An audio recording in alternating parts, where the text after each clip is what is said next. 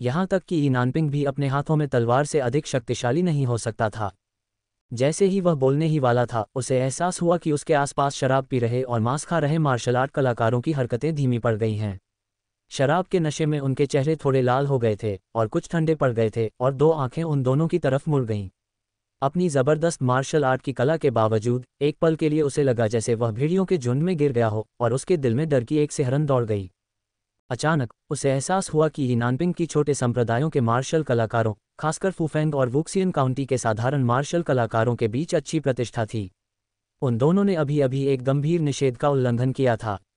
वह इन साधारण मार्शल कलाकारों से नहीं डरता था, लेकिन जिन चीज़ों की उसे तलाश थी वे उन्हें दुश्मन नहीं बना सकती थीं। विचारों में थोड़ा बदलाव के साथ वह तुरंत हंसा और बोला, भाई जाओ, आप जो कह रहे हैं वह गलत है। मैं अपनी तुलना यी नानपिंग जैसे नायक से कैसे कर सकता हूँ? ये तो दुख की बात है, इतना हीरो होने के बावजूद भी दूसरों द्वारा उसका इस्तेमाल किया जा रहा है। जैसे ही उसकी आवाज़ धीमी हुई, वह भावुक लग रही थी और उसने सिर हिलाकर आह भरी। भीड़ के हाव भाव थोड़े बदल गए, उनका ध्यान उसकी ओर गया। ये देखकर चांग योंग्यान को थोड़ी राहत मिली और उसने अपने मुंह के कोने पर एक हल्की सी मुस्कान के साथ शांति से कहा, जिसने उसका इस्तेमाल किया उसका नाम सुन शिंगवेई है, जो एक लंगड़ा सैन्य सलाहकार है। साफ है कि यह हीरो यी नानपिंग ही है जिसने अपनी जान की परवाह न करते हुए डाकुओं से लोहा लिया, फिर भी उस बूढ़े चोर ने श्रेय खुद ले लिया। रिटायर होने के बाद फिर से नियुक्त हो गया। उफ, सचमुच एक भ्रष्ट अधिकारी। प्राचीन काल से ही सरकार और वीर एक साथ खड़े नहीं हुए हैं, और चांग योंग्यान के शब्दों में यी नानपिंग के प्रति सम्मान था। युद्ध कलाकारों का ध्यान भटक गया और शराब के नशे में धुत होकर उन्होंने उस दुष्ट को जोर जोर से कोसा। शराब खाने के ऊपर वान दिनफेंग की आंखों में एक ठंडी चमक झिलमिला रही थी। सन जिंगवेई, उसे गुआंगबू शहर का वह जिद्दी बूढ़ा आदमी याद आया जो ऊंचे स्वर में अन्याय की निंदा कर रहा था। उसे किन लौ सैनिक की याद आई जिसने अपना युद्ध कवच उतार दिया था और सरकारी कार्यालय के सामने चुपचाप बैठ गया था। उस लंगड़े बुजुर्ग में उसने कारण देखा कि महान किन क्यों था। अब नीचे से गालियां सुनकर, बाएं एक भ्रष्ट अधिकारी की तरह और दाएं एक बूढ़े चोर की तरह, हालांकि वह सामान्यतः शांत था, फिर भी वह उन्हें अनदेखा नहीं कर सका और धीरे से खड़ा हो गया। सबकी नज़रें उत्सुकता से उस युवक पर पड़ीं और देखा कि वह हल्के से मुस्कुरा रहा था और कह रहा था, मुझे अचानक याद आया कि मैंने अपने घोड़े पर कुछ छोड़ दिया है और मुझे उसे अभी लाना है। चूंकि वह शांत दिख रहा था, इसलिए किसी ने ज्यादा ध्यान नहीं दिया और बस उसे जल्दी जाने और जल्दी लौटने को कहा। जाते हुए जू किनशूंग की आवाज़ उसके कानों में पड़ी, अपना माप ध्यान में रखें। वान दिनफेंग के कदम थोड़े लड़खड़ाए और हालांकि ऐसा लग रहा था कि किसी और ने ध्यान नहीं दिया, जू किनशूंग की नज़रें झुकी हुई थीं, बस उसकी चाय में लहराती चाय की पत्तियों को देख रही थीं। युवक ने थोड़ा सिर हिलाया और मंडप से बाहर चला गया। जू किनशूंग ने अपनी आंखें उठाईं, वान दिनफेंग की पीठ को देखते हुए। उसकी नज़र लकड़ी की तलवार पर टिकी हुई थी और उसके चेहरे पर विचारमग्न भाव था। Dot dot dot dot dot dot dot dot dot dot dot dot. अखाड़े के ऊपर ठंड का माहौल गायब हो चुका था और चांग योंग्यान ने पानी पीने के लिए अपना प्याला उठाया। उसकी आंखें थोड़ी सिकुड़ी हुई थीं और उसने राहत की सांस ली। अपने सामने खड़े युवक को देखकर उसे घृणा हुई। तभी उसने एक व्यक्ति को आगे बढ़ते देखा। ऊपर देखा तो उसने नीली कमीज पहने एक आदमी को देखा, जिसकी पीठ पर लकड़ी की तलवार लटक रही थी और 15 साल से ज्यादा उम्र का न होने के बावजूद साफ सुथरा दिख रहा था। वह उसे कमतर आंकने से खुद को रोक नहीं पाया और ऐसे पीता रहा जैसे उसने उसे देखा ही न हो। उसके बगल में बैठे युवक ने भी वान दिनफेंग को देखा और हंस दिया। भाई, क्या आप भी टूर्नामेंट देखने आए हैं? लेकिन आज आपको देर हो गई है, तो क्यों ना कुछ शराब और मांस खा लिया जाए। हाँ, आपको चांदी के सिक्कों की कमी नहीं होगी। वान दिनफेंग की आंखें सिकुड़ गईं और बिना कोई जवाब दिए उन्होंने मुट्ठी और हथेली से सलामी दी और कहा, युवा मास्टर झाओ ने पहले कहा था, आज अखाड़े में हम मार्शल आर्ट में प्रतिस्पर्धा कर रहे हैं और जो कोई भी इस अखाड़े में कदम रखता है वह हमारा प्रतिद्वंद्वी है। एक सज्जन का वचन, जो घोड़ों की प्रतिज्ञा जितना भारी होता है, निश्चित रूप से इतने सारे लोगों के सामने किया गया मजाक नहीं है। युवक के चेहरे पर भाव भंग हो गए, क्योंकि उसने यह नहीं सोचा था कि नवागंतुक इतने तीखे शब्दों में बात करेगा। लेकिन अपने पिता के साथ तेजी से सोचने के आदी होने के कारण वह घबराया नहीं और केवल मुस्कुराया। भाई, आप सही कह रहे हैं, लेकिन मैंने ये भी कहा था कि आज का अखाड़ा खोए हुए खजाने की प्रतियोगिता के लिए है, और अब जब खोया हुआ खजाना यंग मास्टर चांग के हाथों में है तो इसके लिए प्रतिस्पर्धा कैसे हो सकती है। आसपास के लोग, जो शराब पीकर तृप्त हो चुके थे, जोर जोर से हंसने लगे। वान दिनफेंग को थोड़ा आश्चर्य हुआ और यह बात उन्हें कुछ मनोरंजक भी लगी, क्योंकि उन्हें समझ नहीं आ रहा था कि उन्हें इस युवा गुरु को मुट्ठी और हथेली से सलामी देकर धन्यवाद देना चाहिए या नहीं। वास्तव में उसके पास कोई कदम उठाने का कोई कारण नहीं था। फिर उन्होंने अपना दाहिना हाथ बढ़ाते हुए चांग योंग्यान की ओर मुड़कर शांति से कहा, युवा मास्टर चांग, आप भी इस समय अखाड़े में हैं। अगर कोई अखाड़े में है तो सभी विरोधी हैं। नोबलबन, कॉम के नए अध्यायों का आनंद लें। इसका तात्पर्य यह था कि वह नक्षत्र रैंकिंग सूची में शामिल उभरते हुए युवा फ्लाइंग क्लाउड स्पोर्ट्समैन के साथ मुकाबला करना चाहता था। प्लेटफॉर्म पर मौजूद सभी लोग स्तब्ध और भ्रमित थे, मानो किसी स्वप्न में हों। पास की छत पर एक युवक बैठा एक बड़ा पैनकेक चबा रहा था। चबाते समय उसके गाल फूल रहे थे। स्टेट सिटी के गश्ती अधिकारी होने के नाते वह जानता था कि यहाँ कोई भी मूर्ख उपद्रव नहीं मचाएगा, और किसी भी स्थिति से निपटने के लिए उसके बॉस ने उन्हें इस जगह पर पहरा देने को कहा था। दूसरों को बढ़िया वाइन और मीट का आनंद लेते देखकर, जबकि उसे ठंडी चाय और सूखे पैनकेक से ही संतोष करना पड़ रहा था, वह पहले से ही निराश महसूस कर रहा था। और उन मार्शल कलाकारों को उस बुजुर्ग की बकवास की तरह निंदा करते हुए सुनकर उसका गुस्सा और भी भड़क उठा। यदि वह ड्यूटी पर न होता तो वह अपनी तलवार निकालकर सरकार के मार्शल कलाकारों की असली क्षमता से उन्हें अवगत करा देता। महान किन को परवाह नहीं है कि आप क्या कहते हैं, लेकिन यदि आप बकवास करते हैं तो यदि कोई आपका सिर कूड़े के गड्ढे में डाल दे तो शिकायत मत कीजिए। वेई हेशुओ अंदर ही अंदर गुस्से से भर गया था। तभी उसने एक युवक को आते देखा। कई सार्वजनिक कार्यक्रमों में हिस्सा लेने के बाद वह समझ गया कि वह युवक सीधे मुख्य पात्रों की ओर बढ़ रहा था। उसकी पीठ सीधी थी, जाहिर है कि वह चापलूसी करने के लिए नहीं आया था। एक पल के लिए अचंभित होकर उसे तुरंत समझ आ गया कि क्या हो रहा है और उसने एक नारा लगाया, वह परेशानी खड़ी करना चाहता है। वेई हेशुओ ने अपने होठों को थपथपाया, लेकिन फिर अफसोस के साथ कहा, हालांकि इस बच्चे में ज्यादा समझ नहीं है। सामने वाला व्यक्ति हालांकि बकवास कर रहा है, लेकिन उसे खारिज करना आसान नहीं है। यह विचार उसके मन में आते ही उसने सिर नीचे किया और रोटी का एक जोरदार निवाला खाया, जो शायद आग पर ज्यादा पक गई थी क्योंकि चबाने में काफी मुश्किल थी। तभी अचानक उसे तलवार की तेज आवाज सुनाई दी और उसकी गर्दन के रोंगटे खड़े हो गए। उसने अचानक सिर उठाकर देखा, रोटी अभी भी मुंह में थी, लेकिन उसका दाहिना हाथ चाकू के हत्थे पर था और उसकी आंखें चमक रही थीं। हे भगवान, लड़ाई शुरू हो गई है। वेई हेशुओ की आंखें चौड़ी हो गईं और वे वहां हो रही हलचल को गौर से देखने लगे। इस राजकीय नगर में जब तक कोई हरकत करता है तब तक उन कांस्टेबलों के पास हस्तक्षेप करने का एक बिल्कुल जायज़ कारण होता है। श्री चांद को इतना नाराज देखकर उन्होंने मन ही मन उस युवक का शुक्रिया अदा किया जो अभी अभी वहां से गुजरा था और नीचे कूदने ही वाला था। लेकिन तभी उसने देखा कि युवक ने अपना हाथ उठाया और एक लकड़ी की तलवार निकालकर आगे की ओर बढ़ा दी। तलवार की गति तेज नहीं थी, लेकिन उसने चांग योंग्यान की तलवार पर सटीक निशाना साधा, जिससे तलवार की एक स्पष्ट चीख निकली। पलक झपकते ही उन्होंने 7-8 चालें बदल लीं। अपनी उड़ते बादलों वाली तलवारबाजी के लिए मशहूर चांग योंग्यान जाल में फंसे पतंगे जैसा लग रहा था। उसकी हरकतें रुकी हुई थीं, वह अपनी तलवारबाजी का 60% भी नहीं दिखा पा रहा था। ये देखकर वेई हेशुओ हिल गया और वहीं जम गया, बीच में बोलने को तैयार नहीं था। वांग एनफेंग की तलवार अनजाने में तलवार संत की शैली का संकेत लेकर चली। वह और जियू जिजाई दोनों एक चौराहे पर आ गए थे। स्वॉर्ड सेंट की तलवारबाजी स्वाभाविक रूप से कमजोर को भी विजयी बना सकती थी, लेकिन वांग एनफेंग अभी तक इसमें पारंगत नहीं हुआ था। वह अपनी सीखी हुई तलवारबाजी को जियू जिजाई से मुकाबला करने के लिए कैसे एकीकृत कर सकता था, जो मुख्य रूप से उसे दबा रहा था। इस समय चांग योंग्यान एक आदर्श प्रतिद्वंद्वी था। उसका मन साफ था और चालें तेज थीं। उसने अप्रत्याशित रूप से हवा में प्रतिबिंबों के निशान छोड़े, चांग योंग्यान को तलवारबाजी की अपनी लय में खींच लिया। नोबलबन, कॉम पर विशेष सामग्री खोजें। तलवार की गति धीरे धीरे बढ़ती गई, मानो नदियां समुद्र में मिल रही हों। वांग एनफेंग के मन में यह बात गहराई से उभर रही थी कि यह वार निश्चित रूप से चांग योंग्यान की जान ले लेगा। तुरंत उसने अपनी लंबी तलवार उठाई, तलवार की गति को रोका और शाओलिन मुट्ठी तकनीक का उपयोग करते हुए अपने बाएं हाथ से युद्ध किया। कुछ मुकाबलों के बाद उसने अपने प्रतिद्वंद्वी की तलवारधारी कलाई पर मुक्का मारा और उड़ते बादल की तलवार जमीन पर गिरते ही झंझना उठी। श्री झाओ, जो थोड़ा नशे में थे, ने ये देखा और उनका दिल तेजी से धड़कने लगा। उन्हें लगा कि उनका पक्ष हार रहा है और सहज ही वे चिल्ला उठे, साथी वीरों, मैं आपकी सहायता की याचना करता हूँ। भीड़, जो पहले से ही बेपरवाह थी, ने काफी तेज शराब पी ली थी। ये साफ नहीं था कि पहले किसने हथियार निकाले, लेकिन जल्द ही सिर्फ लगातार खनक सुनाई देने लगी, जिससे लोगों के सिर में झुनझुनी होने लगी। ये देखकर वेई हेशुओ का दिल धड़क उठा। अभी तक तो वह तलवारबाजी से मंत्रमुग्ध था, उसने कभी यह नहीं सोचा कि स्थिति नियंत्रण से बाहर हो सकती है। चिंतित होकर वह जोर से चिल्लाने ही वाला था। उस समय वांग एनफेंग की तलवार की गति और प्रबल क्यूई अपनी चरम सीमा तक पहुंच गई थी।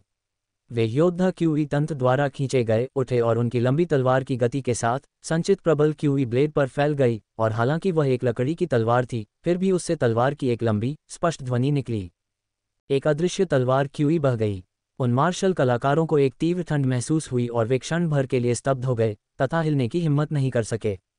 वान देनफेंग ने अपनी तलवार वापस म्यान में डाल ली, और चूंकि उसने तलवार क्यू को मुक्त कर दिया था, इसलिए अब उसकी आंतरिक शक्ति थोड़ी कमजोर हो गई थी।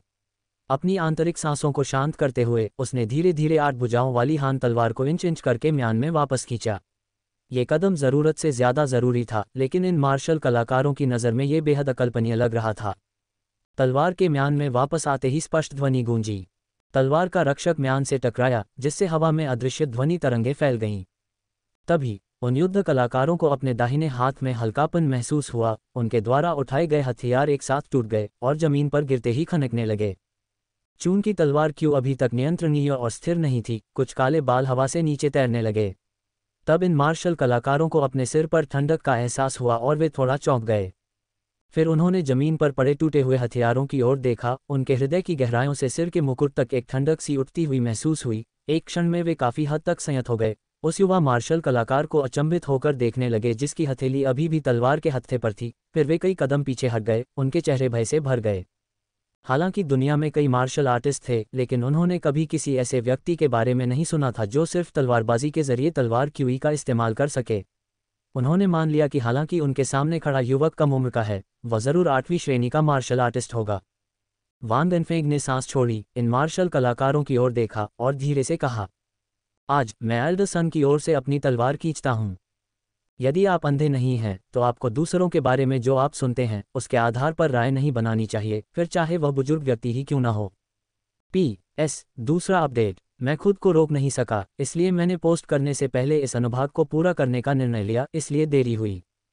वेई हेशुओ ने दूर से वह चीख सुनी थी और उस युवक के प्रति उसकी प्रशंसा बढ़ गई। उसने जोर से पुकारा, अच्छा। दूसरी तरफ कई मार्शल कलाकार वान देनफेंग की तलवार क्यू से इतने डर गए थे कि उन्हें लगा जैसे उनका कलेजा और पित्ताशय फट गया हो, लेकिन तभी उन्होंने आसमान से एक तेज चीख सुनी और उनके शरीर कांप उठे। फिर उन्होंने लगभग 25-26 साल के एक मार्शल कलाकार को शान से उतरते देखा। उसका चेहरा साधारण था, लेकिन धार्मिकता का एक अनोखा आभामंडल था। उसने अपने दाहिने हाथ में एक चाकू पकड़ा हुआ था और वह राजसी और प्रभावशाली लग रहा था। हालांकि उन्होंने कोई मार्शल आर्ट तकनीक नहीं दिखाई, लेकिन जियांगू के अनुभवी लोगों की नज़रें स्वाभाविक रूप से तेज होती थीं। इस समय बातचीत शुरू करने की हिम्मत रखने वाले किसी भी व्यक्ति के पास या तो छिपे हुए कौशल होने चाहिए और वह निर्भीकता से काम ले सकता था, या फिर सरकारी दफ्तरों का कोई मार्शल आर्टिस्ट होना चाहिए था। इसके अलावा उसकी भौहों के बीच एक गरिमा में भाव था, और हालांकि उसके हाथ में लंबा चाकू एक सामान्य म्यान में था, फिर भी वह जियांगू के यात्रियों द्वारा इस्तेमाल किए जाने वाले सामान्य चाकुओं से काफ़ी चौड़ा था। स्पष्ट रूप से उसकी युद्ध कला शक्ति और पराक्रम पर केंद्रित थी, और यह बात देखने वालों को समझ आ गई। संभवतः पहले सभी लोगों द्वारा अपनी तलवारें निकालने के कारण उत्पन्न हुए हंगामे ने शहर के गश्ती अधिकारियों का ध्यान आकर्षित किया होगा और उनके दिलों में खेद भर गया होगा। हालांकि ये जियांगू यात्री पहले शराब के नशे में धुत होकर सुन शिंगवेई को कोसने लगे थे, लेकिन गश्ती अधिकारी के आने और तलवार क्यूई से टूटी तलवारों ने उन्हें अब अपने शयन कक्षों में प्रतीक्षारत युवतियों की तरह संकोची बना दिया था और जरा भी हिलने डुलने की हिम्मत नहीं कर पा रहे थे। वे बस वेई हेशुओ को आगे बढ़ते हुए देखते रहे, जोर से हंसते हुए। क्या शानदार पंक्ति है, किसी को दूसरों का उनके कानों से आकलन नहीं करना चाहिए। मेरा नाम वेई हेशुओ है, क्या मैं छोटे भाई का नाम पूछ सकता हूँ? वान देनफेंग ने उनके वीरतापूर्ण आचरण और धार्मिक आभा को देखा और सद्भावना की हल्की भावना महसूस की। मुट्ठी सलामी के साथ जवाब दिया, मेरा नाम वान देनफेंग है। हाँ, तो ये भाई वांग है। जैसे ही वे दोनों बातें कर रहे थे, मंच पर मौजूद तेज तर्रार खिलाड़ी धीरे धीरे किनारे की ओर बढ़ने लगे, इस उम्मीद में कि वे मंच को पीछे छोड़ देंगे। अखाड़े में प्रतिस्पर्धा करना एक बात थी, लेकिन साथ में तलवारें खींचकर यह स्पष्ट था कि उन्होंने महानकिन का क्रोध भड़का दिया था। यदि वे शीघ्र ही वहां से नहीं गए तो उन्हें निश्चित रूप से कई दिनों तक हिरासत में रहना पड़ेगा। मन में ये विचार लिए वे चुपके से परिधि की ओर बढ़ने लगे। उनकी आंखें छिपकर दृश्य देख रही थीं, और वेई हेशुओ को केवल वान देनफेंग से बातचीत करते देखकर उन्हें राहत का एहसास हुआ। जैसे ही वे मंच से उतरने वाले थे, अपनी गुप्त बच निकलने की खुशी में उनका एक पैर अचानक एक मोटे पेड़ से टकरा गया, जिससे वे लड़खड़ा गए। इससे पहले कि वे मुड़कर देख पाते, एक बड़े हाथ ने उनकी बांह पकड़ ली। एक झटके से उनकी सारी प्रबल क्यूई नष्ट हो गई। विभिन्न संप्रदायों के मार्शल कलाकार या तो बाह्य साधना का अभ्यास करते थे या आंतरिक शक्ति के लिए समर्पित थे, दोनों में निपुणता प्राप्त करना दुर्लभ था। इस मार्शल कलाकार को कुछ संयोगवश मुलाकातें मिलीं और उन्होंने पाइन क्रेन क्यू तकनीक का धर्म प्राप्त किया, इस प्रकार अपनी बाह्य साधना को त्याग दिया। अब जब उसका हाथ जकड़ा हुआ था तो उसे बस एक जबरदस्त ताकत का एहसास हो रहा था जो उसकी हड्डियों को जकड़ रही थी, मानो उनके टूटने की आवाज़ सुनाई दे रही हो। बार बार डर के मारे उसका जिगर और तिल्ली फटने जैसे लग रहे थे और वह दर्द से चीख उठा। दर्शक डर के मारे कांप उठे, इधर उधर देखने लगे और तभी उन्हें एहसास हुआ कि मार्शल आर्ट के कुछ कलाकारों का एक समूह, जिनमें से हर एक के चेहरे पर एक दूसरे के प्रति शत्रुतापूर्ण भाव थे, किसी अज्ञात समय मंच को घेर लिया था। नेता एक 7 फुट लंबा आदमी था जिसके पास चमकदार काली मूंछें थीं। उसने अपने दाहिने हाथ में तलवार पकड़ी हुई थी और अपनी छाती से एक बाघ के सिर का चिन्ह निकाला हुआ था जिस पर पकड़ने का अक्षर अंकित था। उसने ठंडे स्वर में चिल्लाया, मंच के बाहर तुम लोग खुलेआम तलवारें खींचकर इकट्ठा हो गए हो और घातक लड़ाई की योजना बना रहे हो, उन्हें ले जाओ।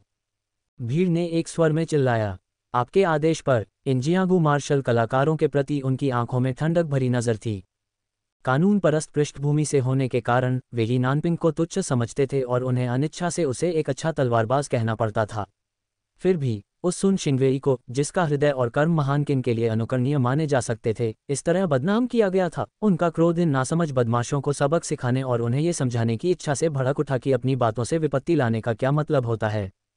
चून की नक्षत्र रैंकिंग सूची का निर्धारण अकादमी और सरकारी कार्यालय द्वारा किया जाता है, इसलिए सरकारी मार्शल कलाकारों को मूल्यांकन में शामिल नहीं किया जाता, लेकिन उन्हें कम करके नहीं आंका जाना चाहिए।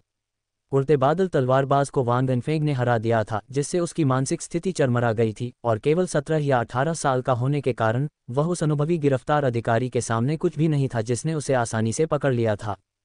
30 साल से भी कम उम्र का एक सिपाही एक लंबा चाकू पकड़े वांग वेनफेंग की ओर बढ़ा। युवक ने थोड़ा भौहें चढ़ाईं, उसे लगा कि उसे शायद सरकारी दफ्तर जाना होगा, लेकिन उसे हैरानी हुई जब वे यीशुओं ने अचानक हंसते हुए उस आदमी को रोकने के लिए हाथ उठाया। ये सज्जन एक धर्मी व्यक्ति हैं, भाई ली, आप हम में से किसी को नुकसान नहीं पहुंचाना चाहेंगे। फिर वांग वेनफेंग की ओर मुड़कर और आंख मारते हुए उसने मुट्ठी बांधकर कहा, भाई वांग, सरकारी कामों के बोझ तले दबे होने के कारण मैं अब आपसे और बात नहीं करूंगा। याद रखना, खासकर स्टेट सिटी के भीड़ भाड़ वाले इलाकों में आपको कोई भी काम करते समय सावधानी बरतनी होगी। अगली बार हो सकता है कि आप इतने भाग्यशाली न हो और आपको 10 दिनों के लिए स्वर्गीय कारागार में रहना पड़े। हम भविष्य में फिर मिलेंगे। फिर उसने वांग वेनफेंग की तरफ मुस्कुराकर देखा और झाओ नाम के एक युवा गुरु की तरफ मुड़ा जो थोड़ा डरा हुआ लग रहा था। रास्ते में वह एक मेज के पास से गुजरा, एक मुर्गे की टांग उठाई, उसे मुंह में ठूंसा और बड़े चाव से चबाने लगा। ये लोग बस दर्जनों लोगों को इकट्ठा करके तलवारें खींच रहे थे और उन्होंने ऐसा भीड़भाड़ वाले बाजार में भी किया। उनकी सज़ा बहुत कड़ी नहीं हो सकती, लेकिन फिर भी उन्हें कुछ दिन जेल का राशन कोठरी के फर्श पर खाना खाते हुए बिताने होंगे। भगवान की कसम, ये चिकन लेग बहुत स्वादिष्ट है, एक फ्लैट ब्रेड से कहीं बेहतर। वांग वेनफेंग ने भीड़ को तितर बितर होते देखा और अचानक उसे याद आया कि कोई अभी भी ऊपरी मंजिल पर उसका इंतजार कर रहा है, इसलिए वह मुड़ा और नॉर्थ मार्शल इन में वापस चला गया। पहले हुई झड़प बहुत तेज गति से हुई थी और कोई खास हलचल नहीं हुई थी, इसलिए बेली फैंग और बाकियों ने कुछ भी असामान्य नहीं देखा था। वांग वेनफेंग के बैठते ही जू किनशुन ने मुस्कुराते हुए उसके पास धीरे से फुसफुसाया, बुरी तलवार ऊर्जा नहीं। वांग वेनफेंग क्षण भर के लिए स्तब्ध रह गया और उसने लड़की की भूरी आंखों में उत्साह की चमक देखी। उसका उत्साह छिपाना मुश्किल था। वह खुद को हंसने से नहीं रोक सका, पहले की उदासी को दूर करते हुए और बैठते हुए धीमी आवाज में बोला, मैं तुम्हारे साथ मुकाबला नहीं करूंगा।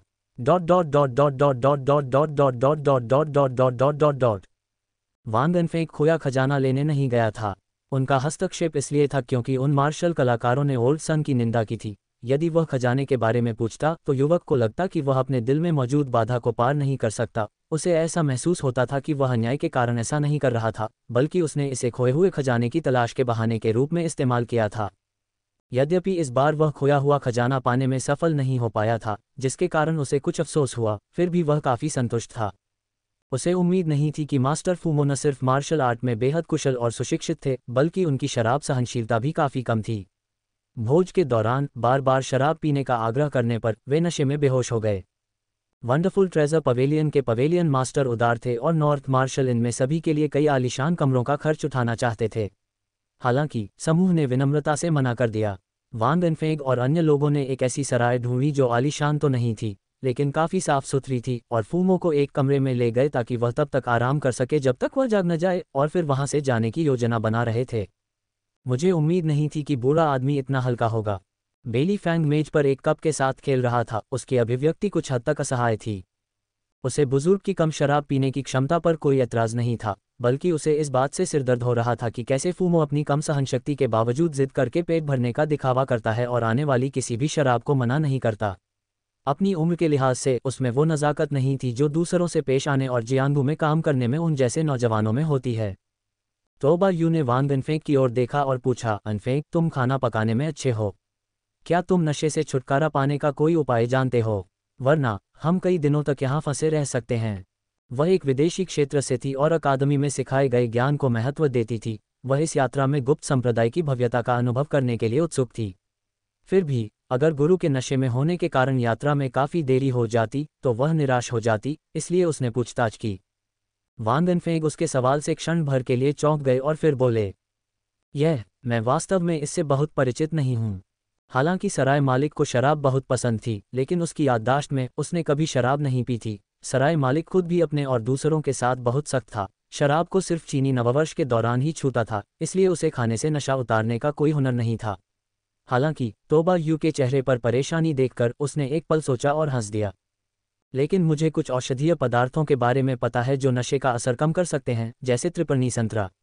शुई मेलू जी ने एक बार कहा था, अतीत में कुछ दक्षिणी लोग गलती से इस लकड़ी का एक टुकड़ा शराब के जार में गिरा देते थे, जिससे शराब पानी में बदल जाती थी। ये कथन निश्चित रूप से अतिशयोक्तिपूर्ण है, लेकिन शराब के असर को कम करने के लिए यह विश्वसनीय है। कड़वी जड़ी बूटियों और कांटेदार नाशपाती को दलिया में उबालकर ये कुछ हद तक असरदार होना चाहिए।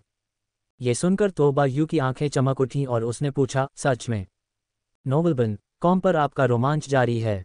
वांग अनफेंग ने सिर हिलाया। वे चारों काफ़ी समय से साथ साथ सफ़र कर रहे थे और उनकी दोस्ती गहरी हो गई थी। हालांकि उसे समझ नहीं आ रहा था कि तोबा यू इतनी चिंतित क्यों है। फिर भी वह खड़ा हुआ, मुस्कुराया और बोला, चूंकि ऐसी बात है तो आप सब यहाँ थोड़ी देर रुकिए। मैं पास की एक दवा की दुकान से कुछ औषधीय जड़ी बूटियाँ खरीदूंगा और औषधीय दलिया बनाने के लिए सराय का रसोई घर उधार लूंगा। तो फिर हम बहुत आभारी हैं। ये कुछ भी नहीं है। वांग अनफेंग अकेले ही सड़क पर टहलते हुए निकल पड़े। उन्हें आए हुए 2 दिन हो चुके थे और अब जाकर वह शांत होकर स्टेट सिटी को अच्छी तरह देख पाए। वह कुछ ही देर चले थे कि उन्हें घोड़ों की टापों की आवाज़ सुनाई दी। वह काफिले से बचने के लिए एक तरफ हट गए, लेकिन उन्हें उम्मीद नहीं थी कि घुड़सवार सीधे उनकी ओर बढ़ेंगे। सबसे आगे एक बड़ा काला घोड़ा था जिस पर एक लकड़ी जैसे चेहरे वाला अधेड़ उम्र का आदमी सवार था। जैसे ही वह उस युवक से 10 मीटर की दूरी पर पहुंचा, उसने अचानक लगाम खींच दी, जिससे घोड़ा तेजी से हिनहिनाया और वह आदमी घोड़े से उतर गया। PS पहला अपडेट। उस आदमी के पीछे पीछे 4-5 बढ़िया घोड़े चल रहे थे, जिनके सवार जोरदार पोशाक पहने हुए थे और उनकी पीठ पर हथियार लटके हुए थे। उन्होंने अपने घोड़ों की लगाम भी रोकी हुई थी और तेजी से और फुर्ती से घोड़ों से उतर रहे थे, जिससे साफ जाहिर था कि उनमें युद्ध कला का हुनर है। वांग अनफेंग के दिल में एक अजीब सा आश्चर्य हुआ। हालांकि उसने किसी की हत्या की मंशा नहीं देखी थी, फिर भी उसे लगा कि नए लोग द्वेष रखते हैं। उसने अपना दाहिना हाथ उठाकर अपनी तलवार की मूठ पीछे से पकड़ ली। अष्टभुजी हान तलवार म्यान से 1 इंच बाहर निकली और फिर उसने देखा कि उस स्थिर अधेड़ उम्र के आदमी के पीछे एक गाड़ी रुकी हुई थी। उसने गाड़ी के अंदर से एक अधेड़ उम्र के आदमी की आवाज़ सुनी, जो कह रहा था, भाई जो, क्या आपको युवा नायक मिल गया है? आवाज़ में 2 सजीले परिधानों में सजे युवकों ने गाड़ी के पर्दे उठाए और लगभग 40 साल का एक अधेड़ उम्र का आदमी बाहर आया, जिसने धूसर रंग का लबादा पहना हुआ था और दाहिने हाथ में एक पंखा थामे हुए था। उसकी भौहें और आंखें मुस्कुरा रही थीं, मानो कोई पढ़ा लिखा विद्वान हो।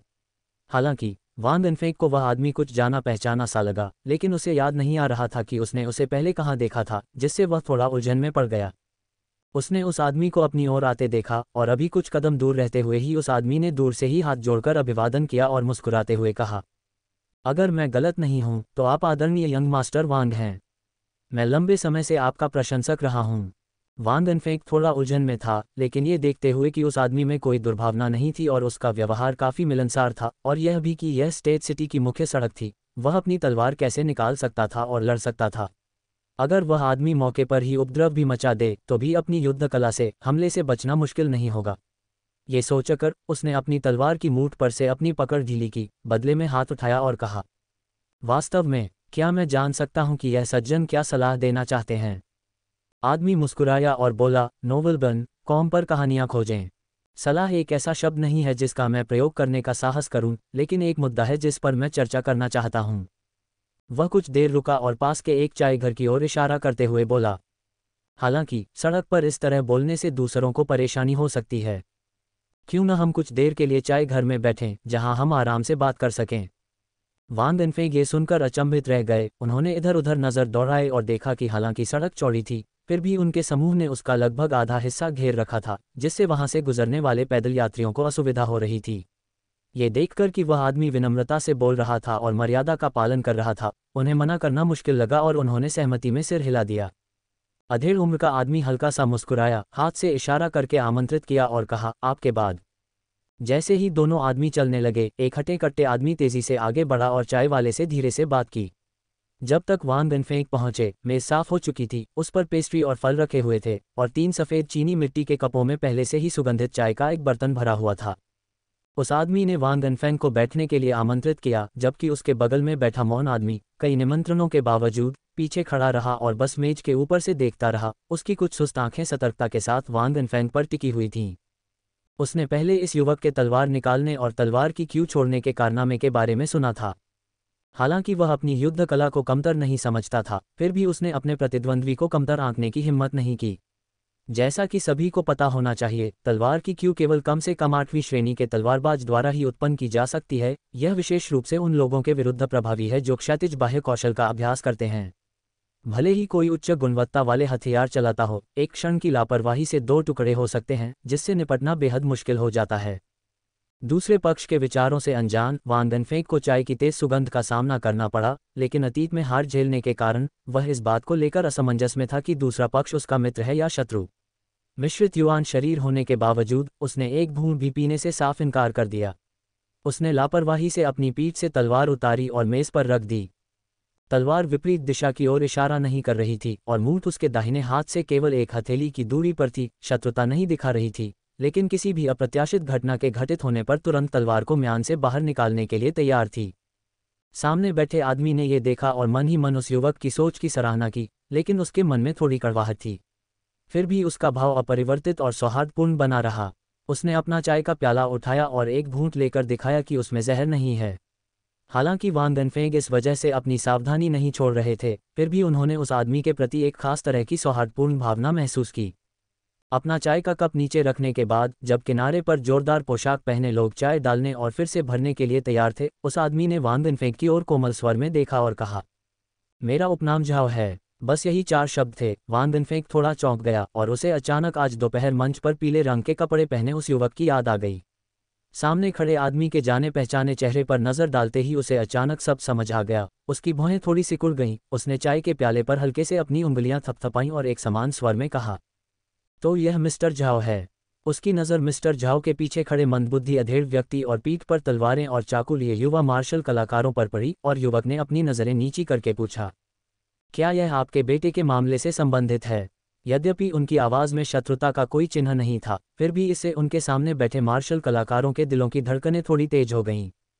उन्होंने महसूस किया कि उनके चारों ओर का वातावरण दमनकारी रूप से तनावपूर्ण हो गया है, मानो अगले ही पल नीले रंग का यह मिलनसार और विनम्र युवक अचानक कार्रवाई में आ जाएगा, अपनी तलवार म्यान से निकाल लेगा और अदृश्य तलवार क्यूई को छोड़ देगा जिसे उन्होंने पहले कभी नहीं देखा था, जिससे उनकी सांसें तेज हो जाएंगी, उनके माथे पर ठंडा पसीना आ जाएगा और यहाँ तक कि उनकी चाल भी थोड़ी कठोर हो जाएगी। उस समय मिस्टर झाओ अचानक जोर से हंसे, जिससे कठोर माहौल टूट गया और कहा, क्या मैं इतना अनुचित व्यक्ति दिखता हूँ? जहाँ तक हुआ, मैंने पहले ही किसी से पूछताछ करवा ली है।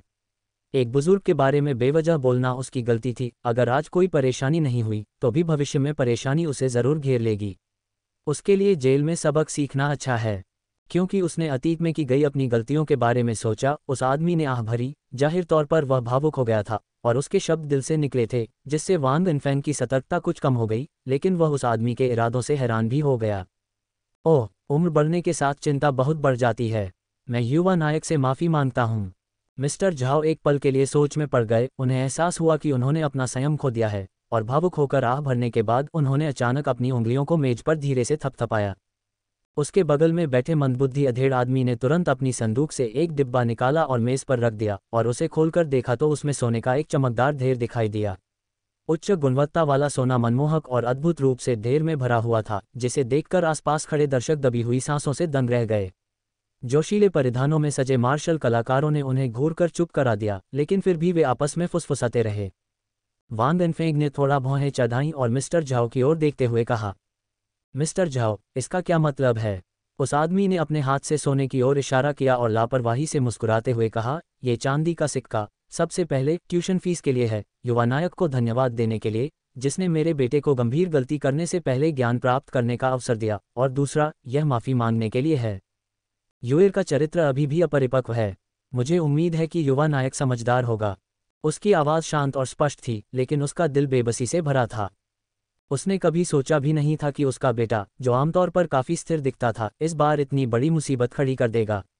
उसके सामने खड़ा युवक अभी 20 साल का भी नहीं था, फिर भी उसने उड़ते बादल तलवारबाज को आसानी से हरा दिया था। उसके भविष्य की संभावनाएं असीम थीं, और 1-2 दशक में वह तीसरे दर्जे का मास्टर बनकर उभर सकता था। उस दिन वांगक्सियन काउंटी शहर में झांग तिंगयुन के पिता काउंटी प्रमुख होने और अपनी पत्नी और बच्चे के साथ रहने के बावजूद उसकी रक्षा के लिए केवल 2 नौवें रैंक के मार्शल कलाकार थे, जिसके परिणामस्वरूप युवा लड़की को एक अप्रत्याशित आपदा में लगभग अपहरण कर लिया गया था, जो दिखाता है कि हालांकि कई मार्शल कलाकार हैं, कुछ ही सफलता प्राप्त करते हैं। यह इस बात का भी संकेत देता है कि एक मार्शल कलाकार जो नक्षत्र रैंकिंग सूची में शामिल होने के लिए नियत है और तीसरे रैंक तक पहुंचने की उम्मीद रखता है, वह कितना महत्वपूर्ण है। हालांकि उसके पास कुछ पारिवारिक संपत्ति थी, फिर भी वह इन अमानवीय क्षमताओं वाले योद्धाओं से दुश्मनी मोल लेने को बिल्कुल तैयार नहीं था। इसलिए उसने अपने बेटे की ओर से माफ़ी मांगने का फैसला किया था, ताकि भविष्य में उसे नाराज़ न होना पड़े। लेकिन उसने देखा कि वांग एनफेंग ने अपना सिर थोड़ा हिलाया और सोने का डिब्बा वापस धकेलते हुए कहा, बैकवर्ड बैकवर्ड बैकवर्ड, ऐसी औपचारिकताओं की कोई आवश्यकता नहीं है। आदमी का दिल धड़कना बंद हो गया। वांग एनफेंग के स्वभाव से अनजान उसे लगा कि उसके सामने बैठा युवक उसकी माफ़ी स्वीकार करने को तैयार नहीं है, और वह थोड़ा असहज महसूस कर रहा था। उसके बगल में बैठा कमज़ोर मार्शल आर्टिस्ट थोड़ा भौंचक्का हो गया और झुककर उसके कान में कुछ फुसफुसाया। आदमी की आंखें चमक उठीं। उसने एक क्षण सोचा, फिर हाथ हिलाकर सेवक को मेज पर रखा सोना समेटने को कहा और मुस्कुराते हुए कहा, इस थोपे जाने के लिए मैं क्षमा चाहता हूँ। वांग एनफेंग ने अपना सिर हिलाया और उस आदमी ने एक बार फिर एक लकड़ी का बक्सा निकाला और उसे मेज पर रखते हुए मुस्कुराते हुए कहा, चूंकि युवा नायक सोना स्वीकार करने को तैयार नहीं है, इसलिए ये गहने अभी भी कुछ रुचिकर हो सकते हैं। कृपया इन्हें स्वीकार करें। उसकी आवाज़ रुक गई और उसने मजाक में कहा, अन्यथा मुझे मानसिक शांति नहीं मिलेगी। वांग एनफेंग थोड़ा हैरान रह गए, क्योंकि उन्हें मध्यम आयु वर्ग के व्यक्ति के चेहरे पर कड़वाहट की झलक दिखी और उस व्यक्ति के शब्दों और कार्यों से स्थिति का एहसास हुआ। ऐसा लगता था कि जियांगू में यह एक अलिखित नियम था कि उपहार स्वीकार करने का अर्थ था कि अब उस घटना के प्रति कोई द्वेष नहीं रखना, तथा इनकार करने से सामने वाला व्यक्ति परेशान हो सकता था, तथा उसे वांग के असंतोष और संभावित प्रतिशोध का डर हो सकता था। यह विचार मन में आते ही एक उदासी सी छा गई, लेकिन उसके चेहरे पर कोई बदलाव नहीं आया। उसने लकड़ी का बक्सा उठाया, जो उम्मीद से ज्यादा भारी था, और उसे सहजता से अपनी छाती से लगाते हुए कहा, तो फिर मैं सम्मानपूर्वक इसका पालन करूंगा। हाँ हाँ, यह उचित होगा। झाओ उपनाम वाले व्यक्ति ने वांग एनफेंग को लकड़ी का बक्सा स्वीकार करते देखा और उसके मन में राहत की सांस आई। उसका व्यवहार अब और भी शांत हो गया। कुछ देर और चाय घर में सुस्ती से बैठने के बाद वह कुछ और काम निपटाने का बहाना बनाकर जाने के लिए उठ खड़ा हुआ। वांग एनफेंग ने उसे चाय घर से बाहर देखा और उसे तथा उसके कई सवारों को जाते हुए देखा। वह उस आदमी की संभावित संपत्ति और एक उच्च पदस्थ मार्शल कलाकार को उकसाने की उसकी बेचैनी पर विचार कर रहा था, जिससे उसके मन में मिश्रित भावनाएं उत्पन्न हो गईं। सड़क का दृश्य देखकर युवक ने आह भरी। अब वह आराम से टहलने के मूड में नहीं था और चाय घर में अन्य ग्राहकों की जांच करने वाली निगाहों के नीचे असहज महसूस कर रहा था। वह बस उठा, चाय घर से बाहर चला गया और औषधीय जड़ी बूटियां खरीदने के लिए सीधे फार्मेसी में चला गया।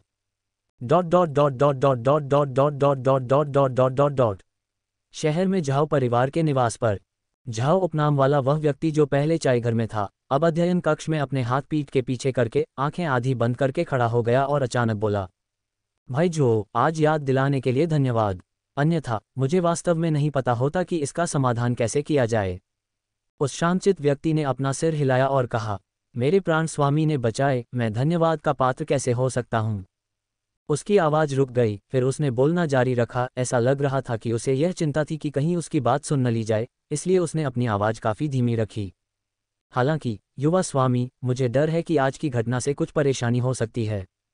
झाओ उपनाम वाले व्यक्ति के चेहरे पर उदासी छा गई और एक क्षण के मौन के बाद उसने आह भरी, हाँ, जियांगू का पानी गहरा है। मुझे उस व्यक्ति की शर्तों पर पहले ही सहमत नहीं होना चाहिए था। अफसोस, मैं लालच में अंधा हो गया हूँ, लालच में अंधा हो गया हूँ। आगे आने वाले बड़े प्रलोभनों के कारण मुझे अतिरिक्त सतर्क रहना होगा। ये सोचना कि मैं 40 साल की उम्र में ऐसी बुनियादी गलती कर सकता हूँ। हाय, वह शांतचित्त व्यक्ति एक क्षण के लिए चुप रहा और फिर बोला, गुरु को चिंता नहीं करनी चाहिए। यद्यपि उस व्यक्ति का युद्ध कौशल उच्च है, फिर भी यदि मैं अपनी जान जोखिम में डालूं तो मैं निश्चित रूप से गुरु की सुरक्षा कर सकता हूं। अचानक हवा से एक आवाज़ आए, मैं देखना चाहता हूं कि आप ये सुरक्षा कैसे प्रदान करने की योजना बना रहे हैं। कमरे में मौजूद दो आदमियों का रंग अचानक बदल गया। धीर गंभीर आदमी की आंखें चमक उठीं और वह दहाड़ा, उसका शरीर अचानक फूल गया। उसने कमर से तलवार निकाली और आगे की ओर वार किया, लेकिन प्रबल क्यूई का एक अदृश्य विस्फोट उसके पास से गुजरा, जिसने 100 परिष्कृत इस्पात के ब्लेड को तुरंत तोड़ दिया। तेज धार वाला ब्लेड उसके शरीर पर गिरा, उसके कपड़ों और त्वचा को चीरता हुआ लाल लाल खून बहने लगा। अध्ययन कक्ष में लटकी हुई सुलेख की कलाकृति 2 टुकड़ों में टूटकर जमीन पर गिर पड़ी। उस निश्चल व्यक्ति का चेहरा मौत की तरह पीला पड़ गया और वह हौंफने लगा। तलवार क्यूई, उन्होंने सोचा था कि भले ही वान देनफेंग के पास lower third rank sword qi की दुर्लभ प्रतिभा हो, लेकिन उनके स्वयं के वर्षों के कठिन प्रशिक्षण से भी ज्यादा पीछे नहीं होंगे। अब जाकर उसे एहसास हुआ कि यह विचार कितना हास्यास्पद था। वह जड़वत खड़ा रहा, उस आदमी को अपने पास से गुजरने दिया और मेज के सिरहाने बैठ गया। अचानक कोई हरकत करने की हिम्मत नहीं जुटा पाया। उस आदमी ने लापरवाही से मेज पर थपथपाया, उसके होठों पर मुस्कान थी, और बोला, मुझे बताओ, वह व्यक्ति जिसने तुम्हारी योजनाओं में बाधा डाली, ये वान देनफेंग है ना? Dot dot dot dot dot dot dot dot dot dot dot dot dot dot dot. सराय में बेली फैंग रसोई में रसोइये के साथ बातचीत करने चले गए, जबकि वान देनफेंग अपने कमरे में जड़ी बूटियों को व्यवस्थित कर रहे थे और सोच रहे थे कि अपने स्वाद के अनुसार उनका सबसे अच्छा उपयोग कैसे किया जाए। तभी उनकी नज़र लकड़ी के बक्से पर पड़ी। वह क्षण भर के लिए रुका, उत्सुकता उस पर हावी हो गई और उसने डिब्बा खोलने का फैसला किया। अंदर काले मखमली अस्तर पर कई जैड मोती थे जो हल्की चमक बिखेर रहे थे। उसके हाव भाव थोड़े बदल गए और वह खुद को रोक नहीं पाया और बोला, गुम खजाना, PS, दूसरा अपडेट, बैकवर्ड बैकवर्ड बैकवर्ड। लकड़ी के बक्से के अंदर रखी वस्तुएं वही खोई हुई खजाने की वस्तुएं थीं जिन पर ध्यान देने के लिए श्री यंग ने उनसे कहा था। वान देनफेंग क्षण भर के लिए स्तब्ध रह गए, लेकिन फिर उन्हें ज्ञान की प्राप्ति हुई। चूंकि दूसरे पक्ष को लगा कि उसे सोने में कोई रुचि नहीं है, इसलिए उन्होंने उसे आपदाओं को टालने और विपत्तियों को कम करने की आशा में सोने की भद्दी बनावट से रहित समान रूप से मूल्यवान वस्तुएं दे दीं। वे मुझे उन लोगों में से एक के रूप में देखते होंगे जो लालची होने की प्रतिष्ठा अर्जित किए बिना लाभ प्राप्त करना चाहते हैं। इस विचार से वान देनफेंग को यह थोड़ा हास्यास्पद लगा, फिर भी चूंकि उसने खोया हुआ खजाना हासिल कर लिया था, इसलिए उसे ज्यादा सुकून मिला। ये सोचकर कि इस समय शाओलिन मंदिर लौटना उचित नहीं था, उसने जैड मोतियों को सुरक्षित रखने और रसोई में जाने से पहले उन्हें अपनी छाती में रखने का फैसला किया। रात तक उसने कोई असामान्यता प्रकट नहीं की थी। जब उसने बेली फैंग और अन्य लोगों को बताया कि वह अपनी आंतरिक शक्ति साधना के एक महत्वपूर्ण चरण में पहुंच गया है और उसे परेशान नहीं किया जाना चाहिए, तभी वह अपने अतिथि कक्ष में लौटा, बिस्तर पर पालथी मारकर बैठ गया, उंगलियां बुद्ध मनकों को छूते हुए फुसफुसाया, शाओलिन मंदिर लौटो। एक जानी पहचानी अनुभूति के साथ शाओशी पर्वत का दृश्य उसके सामने प्रकट हुआ, जो अब भी सामान्य दृश्य जैसा ही था, लेकिन उसमें एक पुरानी याद ताज़ा थी। अपने आसपास लगातार युद्ध विशेषज्ञों की मौजूदगी के कारण वह पिछले कुछ समय से शाओलिन मंदिर नहीं जा पाया था। आज खोया हुआ खजाना प्राप्त करने और मास्टर फूमो के नशे में और बेहोश होने के कारण उसने वापस जाने का फैसला किया। तीनों बुजुर्ग अपनी सामान्य तटस्थता में रहे। वान देनफेंग ने आगे आकर उन्हें श्रद्धांजलि दी, फिर हाल की घटनाओं का जिक्र किया, लकड़ी का बक्सा खोला और उसे सी और श्री यंग की शतरंज की बिसात के पास रख दिया। एकांत शिखर पर कुछ क्षण बिताने के बाद वे जाने के लिए उठे और हमेशा की तरह अपनी साधना जारी रखने के लिए कॉपरमैन लेन चले गए। उसने हाल ही में तलवारबाजी की कला सीखी थी और आज उड़ते बादल तलवारबाज से युद्ध के बाद उसके मन में कई अंतर्दृष्टियां उभरीं। शुद्धता प्राप्त करने के लिए उसे असली युद्ध की चमक की जरूरत थी। एकाकी शिखर पर एक बार फिर आसपास का माहौल अफरा तफरी में डूब गया। मिस्टर यंग ने लकड़ी के बक्से को अपनी मुट्ठी में लेने के लिए हाथ उठाया, उनकी आंख का कोना थोड़ा ऊपर उठा हुआ था और उनके चेहरे पर थोड़ी सी उपेक्षा थी। सी ने अपने दोस्त की ओर देखा, उसे कुछ गड़बड़ महसूस हुई और उसने धीमी आवाज में पूछा, क्या गलत? विद्वान ने लापरवाही से 3 जैड मोतियों को डिब्बे से निकालकर शतरंज की बिसात पर फेंक दिया, जहां वे घूम गए। उसने अपनी आंखें हल्की सी बंद कर लीं और बांस की कुर्सी पर आलस से पीछे झुकते हुए कहा, ये वैसा ही है जैसा मैंने सोचा था। ये तथाकथित खोए हुए खजाने भी ऊपर से नीचे तक अलग अलग स्तर के हैं। इनमें से केवल 2 मोती ही उपयोगी हैं और उपयोगी हिस्से भी पिछली बार की तुलना में बहुत कम ठोस हैं। उसकी आवाज़ कुछ देर के लिए रुकी, फिर उसने अपना सिर हिलाया और ठंडे स्वर में कहा, उस स्टार पिकिंग हैंड के कौशल की तो बात ही छोड़िए, उसका एक हाथ भी दोबारा नहीं बनाया जा सकता। दिव्य चोर संप्रदाय के सर्वोच्च कौशल का उल्लेख नहीं करना चाहिए। बच्चे का किंगबोंग वास्तव में बहुत ही घटिया है। सी के चेहरे पर शर्मिंदगी का भाव दिखाई दिया। उस समय वान दिनफेंग की किंगबोंग गति तकनीक शाओलिन मंदिर की जोरदार कदम तकनीक थी। हालांकि शाओलिन मार्शल आर्ट्स का एक प्रमुख स्कूल था जिसके 72 परम कौशलों ने दुनिया को हिलाकर रख दिया था, जोरदार कदम तकनीक केवल शुरुआती 3 वर्षों के नौसिखियों के लिए थी, जो पहाड़ पर पानी चढ़ाने और उतारने जैसे कार्यों के लिए थी। इसका मुख्य लाभ पूरे शरीर में आंतरिक शक्ति को उत्तेजित करना, शरीर को शुद्ध करना और शरीर को मजबूत बनाना था। हालांकि वान दिनफेंग की स्वर्ण बेल शील्ड की साधना अब पहले से ही गहन हो चुकी थी, इस बाह्य कुंग-फू शारीरिक तप का प्रभाव धीरे धीरे नगण्य होता जा रहा था। हल्केपन और चपलता के संदर्भ में जोरदार कदम तकनीक जियांगू के सामान्य गिरोहों के किंगबोंग से थोड़ी ही बेहतर थी और महान संप्रदायों की तुलना में इसकी कोई तुलना नहीं थी। वुचांग किंग ने अपनी दाढ़ी सहलाते हुए याद किया कि पिछली बार वान दिनफेंग अपने घटिया किंगबोंग की वजह से खतरे में पड़ गए थे, जिससे उनके प्रतिद्वंद्वी को चकमा देने में बाधा आ रही थी। इस वजह से उन्हें एक जोखिम भरा कदम उठाना पड़ा, जो एक बार तो काम कर सकता था लेकिन दूसरी बार शायद कारगर न हो। उन्होंने एक पल सोचा और फिर सुझाव दिया, क्यों न हम अपना किंगबोंग गनफैंग को सौंप दें। 2 निगाहें बूढ़े पर टिक गईं। बूढ़े ने अपनी दाढ़ी पर हाथ फेरा और हंसते हुए बताया, हालांकि मेडिसिन किंग वैली का किंगबोंग सामान्य है, लेकिन शाओलिन की ईक पर नदियां पार करने की क्षमता जियांगू में सर्वोच्च मानी जाती है। एक बार इसमें महारत हासिल कर लेने पर व्यक्ति अपने शरीर से सांसारिक दुनिया के दुखों के सागर को लाक्षणिक रूप से पार कर सकता है, जो काफी प्रभावशाली है। विद्वान ने उसकी ओर देखा। पहले तो वह उपहास करना चाहता था, लेकिन वान दिनफेंग के प्रति वू चांगकिंग के इरादे को देखते हुए उसने खुद को रोक लिया और केवल अपना सिर हिलाते हुए कहा, ऐसा नहीं चलेगा। दिव्य चोर संप्रदाय का किंगबोंग अपनी अलग वंशावली बनाता है, जिसमें न केवल किंगबोंग बल्कि चीमेन आंतरिक शक्ति भी शामिल है। हालांकि यह केवल एक चोर की मार्शल आर्ट है और लालित्य तक नहीं पहुंच सकती। अपने घमंडी स्वभाव के कारण वह हमेशा उन लोगों का मजाक उड़ाता था जिन्हें वह घृणा की दृष्टि से देखता था। बोलते बोलते उसे एहसास हुआ कि उसके शब्द अनुचित हैं, इसलिए उसकी आवाज़ रुक गई और उसने अनिच्छा से आगे कहा, खैर, इसमें कुछ खूबियां हैं, लेकिन इसके लिए साधना की शुरुआत से ही प्रयास करना होगा।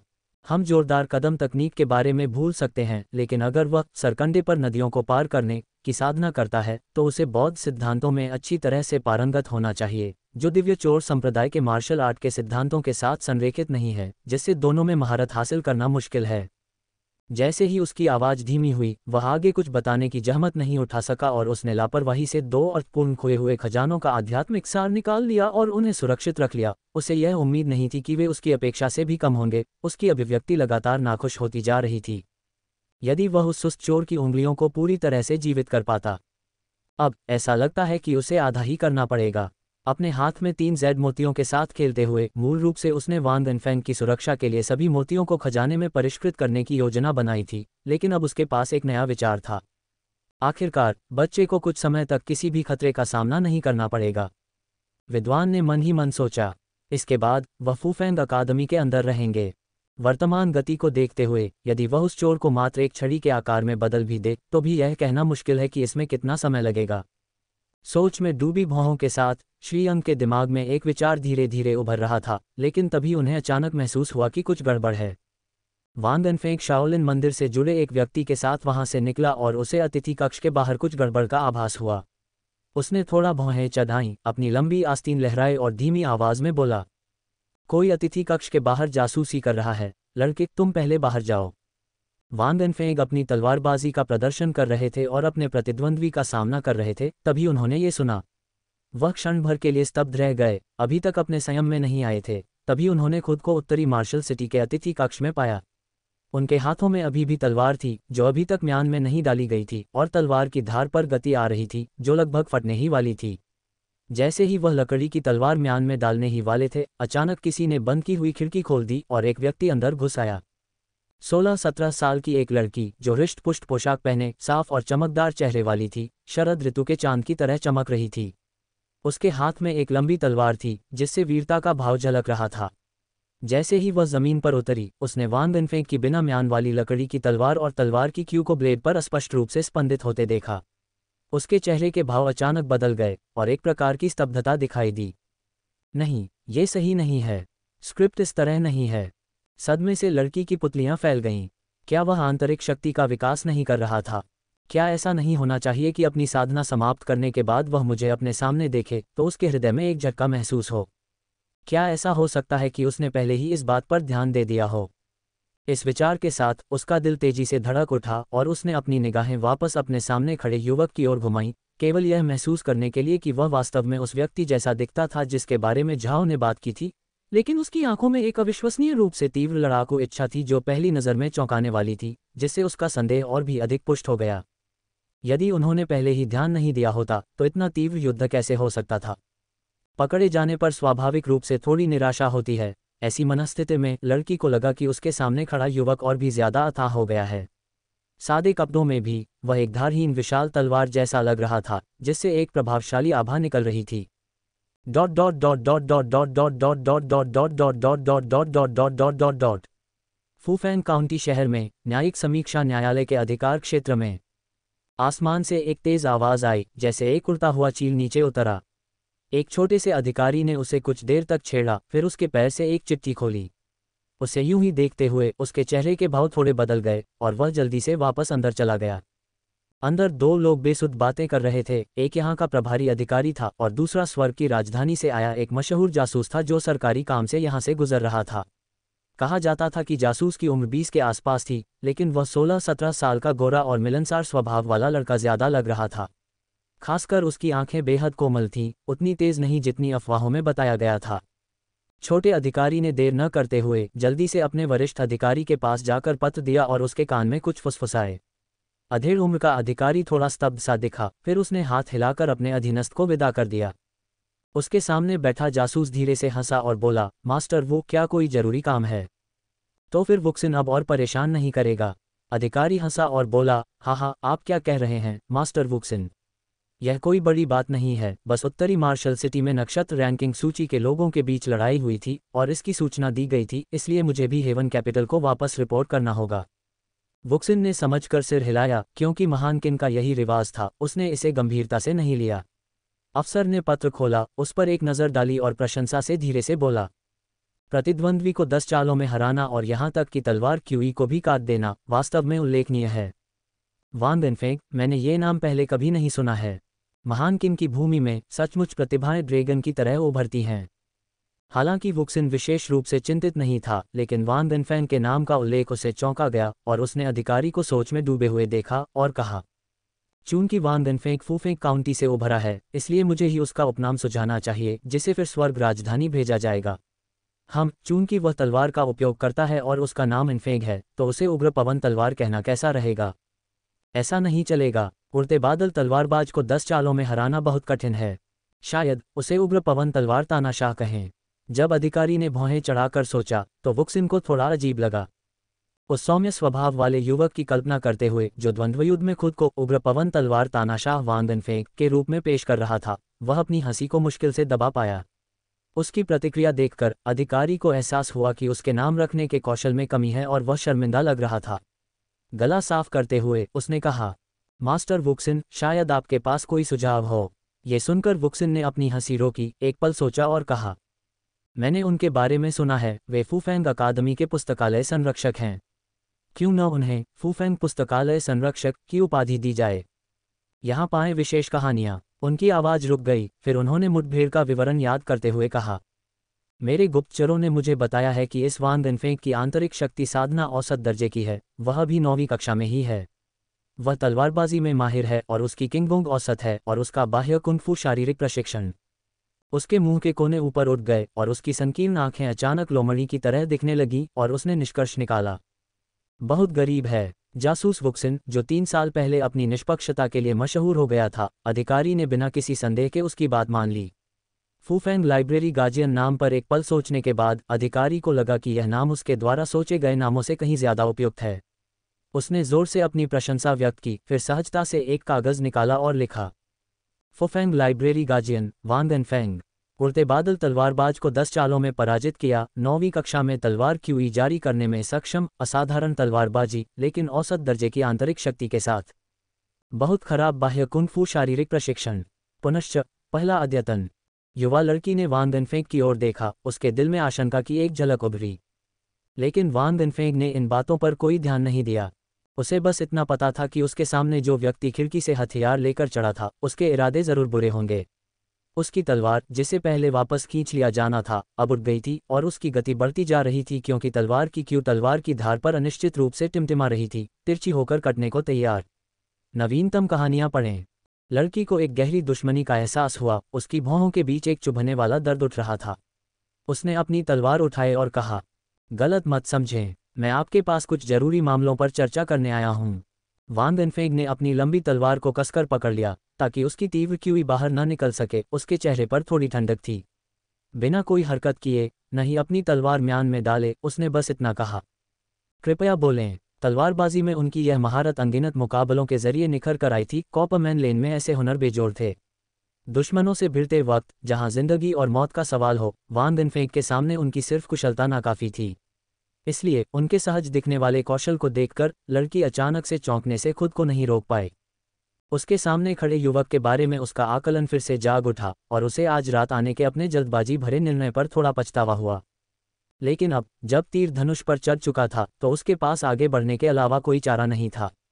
कुछ देर सोचने के बाद उसने अपनी तलवार पकड़ ली। उसका अंगूठा तलवार के गार्ड पर दबा हुआ था, जिससे ब्लेड 1 इंच बाहर निकल आया, ताकि अगर सामने वाला अचानक कोई हरकत करे तो वह खुद को बचा सके। दिल में थोड़ी राहत महसूस करते हुए उसने कहा, यह मामला झाओ परिवार से जुड़ा है। झाओ परिवार के बारे में सुनकर वांग वेनफेंग का मन थोड़ा सा शांत हुआ, लेकिन वह बिल्कुल भी शांत नहीं हुआ। उसे पहले से ही शक था कि उस युवक का खर्चा कोई मामूली बात नहीं है। इसलिए उसने अपने चेहरे पर जरा भी आश्चर्य नहीं दिखाया, जिससे लड़की की खुद को जानकार और श्रेष्ठ दिखाने की मंशा नाकाम हो गई। सामने वाले युवक का असामान्य रूप से शांत व्यवहार उसके लिए आगे बोलना मुश्किल बना रहा था, और कुछ देर बिना कोई प्रतिक्रिया दिए, अजीब सी चुप्पी के बाद उसे मजबूर होकर कहना पड़ा, यह एक बड़ा व्यापारिक सौदा है। सचमुच एक बड़ा सौदा है। यह मूलतः उस झाओ युवक के लिए था, लेकिन अब मेरे पास आपके पास जाने के अलावा कोई विकल्प नहीं है। वांग वेनफेंग रुक गए। अचानक उन्हें मामले की मूल बात समझ में आ गई और उन्होंने पूछा, क्या आप प्रसिद्धि के पीछे हैं? युवा लड़की थोड़ा चौंक गई और पूछा, आप कैसे जानते हो? यह न केवल प्रसिद्धि पाने के बारे में था, बल्कि आदर्श रूप से इसमें आसपास के काउंटी के गिरोह भी शामिल थे। दिन भर की घटनाओं को एक साथ जोड़कर वांग वेनफेंग को थोड़ा बेहतर समझ में आया, लेकिन वह शांत रहा। उसने केवल अपनी तलवार पर हाथ रखा, बोलते समय अपनी सतर्कता को थोड़ा कम कर दिया। कृपया जारी रखें। लड़की, उत्सुक और अपनी बातों से थोड़ा घुटी हुई, लगभग आगे नहीं बोल पा रही थी। उसे लग रहा था कि उसके सामने वाला आदमी भी उसके चाचा की तरह उसके मूड से अनजान है, जिससे उसके लिए कोई स्नेह महसूस करना मुश्किल हो रहा था। लेकिन अब उसे उससे कुछ चाहिए था, इसलिए उसने अपनी निराशा को रोका और आगे कहा, इस मामले की जड़ कुछ दिन पहले किंगफेंग एज से शुरू होती है, जब महान बुजुर्ग मुरोंग किंगक्स्यू ने एक ही प्रहार से 3000 ली स्वर्गीय प्रकाश को चकनाचूर कर दिया था। वांग वेनफेंग ने थोड़ा आश्चर्य के साथ उसकी बात सुनी, लेकिन बीच में नहीं बोले, जिससे लड़की को पिछले कई दिनों की घटनाओं का क्रम बताने का मौका मिल गया। हालांकि किंगफेंग एज एक छिपा हुआ और सम्माननीय संप्रदाय था, लेकिन महान बुजुर्ग के हमले ने, जो दुनिया में 7वें स्थान पर था, मार्शल दुनिया को हिलाकर रख दिया था, जिससे पास के विधर्मी संप्रदायों में दहशत फैल गई थी और वे दिन या रात आराम करने में असमर्थ थे। जियांगू एक दूसरे से जुड़ा हुआ था, जिसमें धार्मिकता और बुराई घटती बढ़ती रहती थी। इसका सबसे प्रत्यक्ष उदाहरण निकटवर्ती काउंटियों के गिरोहों के बीच सत्ता में हिंसक परिवर्तन था। 200 साल पहले तलवार संत के बेजोड़ हो जाने के बाद उनकी पहली उपलब्धि अपनी तलवार से स्थानीय दुष्ट संप्रदायों का सफाया करना और अपने संप्रदाय को मजबूत करना था। सदियों से यह प्रथा आम हो गई थी और इतनी बार होती थी कि लोग इससे बेहद डरते थे।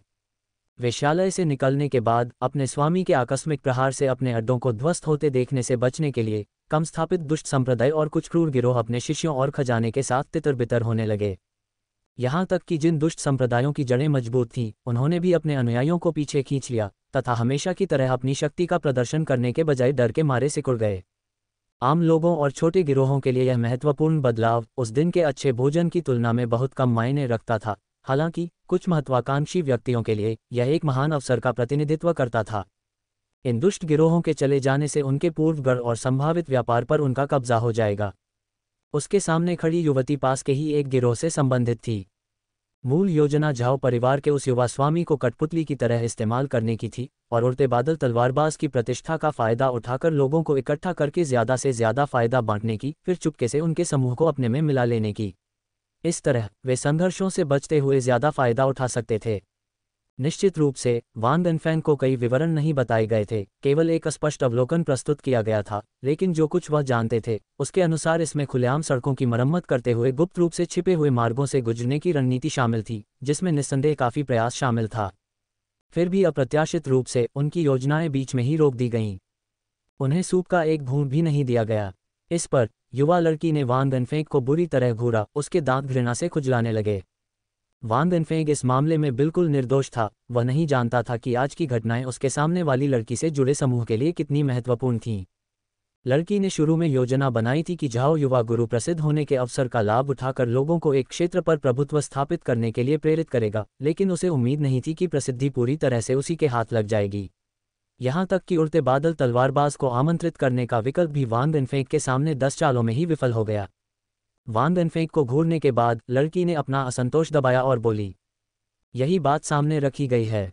आज मैं अपने चाचा की सलाह पर आपको हमारे समूह में शामिल होने के लिए ईमानदारी से आमंत्रित करने आया हूँ।